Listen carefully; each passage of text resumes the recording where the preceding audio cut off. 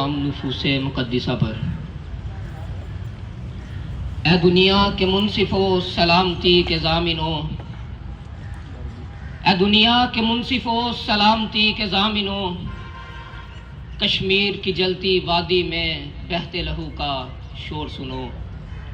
صدر فہم و ادراک اور معزز سامعین خوددار و بے باک، میری آج کی تقریر کا موضوع سخن یکجہتی کشمیر، وہ کشمیر کے جہاں آج سے چند برس قبل ندی اور نالیوں کا پانی اتنا شفاف کہ جس سے دودھ بھی شرما جائے، آج مظلوموں کے خون سے رنگین ہو چکا ہے۔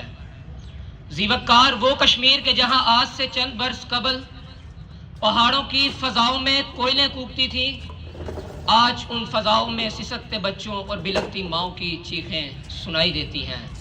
تو پھر مجھے یہ کہنے دیجئے کہ سرخیاں امن کی تحریک میں مصروف رہیں، حرف بارود اگلتے رہے اخباروں کے بیچ، اپنی پوشاک کے چھن جانے کا غم نہ کر، یہاں سر سلامت نہیں رہتے دستاروں کے بیچ، یہاں سر سلامت نہیں رہتے دستاروں کے بیچ۔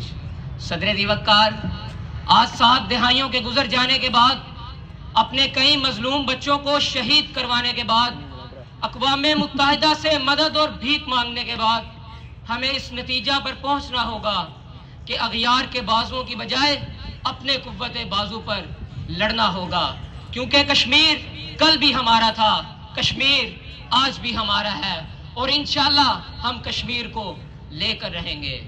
صدر زیوکار، کافر ہے تو شمشیر پہ کرتا ہے بھروسہ، کافر ہے تو شمشیر پہ کرتا ہے بھروسہ، مومن ہے تو بے تیغ بھی لڑتا ہے سپاہی، مومن ہے تو بے تیغ بھی لڑتا ہے سپاہی۔ علی وقار، آج کشمیریوں کا لہو برطانیہ کے ماتھے پر لگے ناانصافی کے بدنما داغ کو مٹانے کی سرعام دعوت دیتا دکھائی دیتا ہے، مگر یہ پوچھنا چاہوں گا کہ ارباب اختیار کیوں غفلت کی نیند سوتا دکھائی دیتا ہے؟ آج ہمیں ہوش کے ناخن لینے ہوں گے اور کشمیر کے لیے مل کر جد و جہد کرنا ہوگی۔ آپ کی سماعتوں کا بے حد شکریہ۔